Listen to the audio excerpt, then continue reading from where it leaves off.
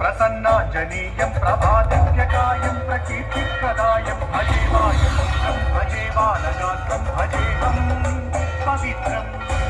అది రామాయణ మహాయుద్ధం భీకరంగా సాగుతున్న తరుణం.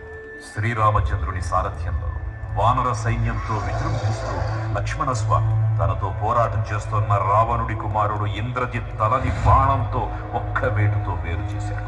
ఇంద్రజిత్ మరణ వార్త విన్న రావణుడు ఆవేశంతో ఊగిపోయాడు. ప్రతీకారం కోసం పాతాళ లోకాధిపతి తన సోదరుడు అయినటువంటి మహిరావణుడి సహకారం కోరాడు.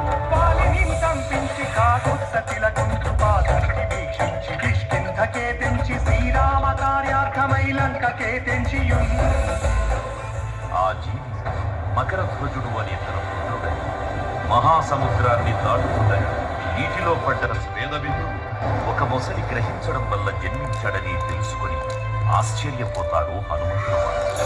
బ్రహ్మాండమైనట్టి ఆ శక్తిని వైచి ఆ లక్ష్మణున్మూర్చనుందింపగానప్పుడే పురానందమయ్యుండనవ్వేళనుంది భీషను వేడు కంటోడు కనువచ్చి పట్టాభిషేకంపు చేయించి సీతామహాదేవిని తెచ్చి శ్రీరామకున్నిచ్చి అంతన్నయోధ్యాపురించొచ్చి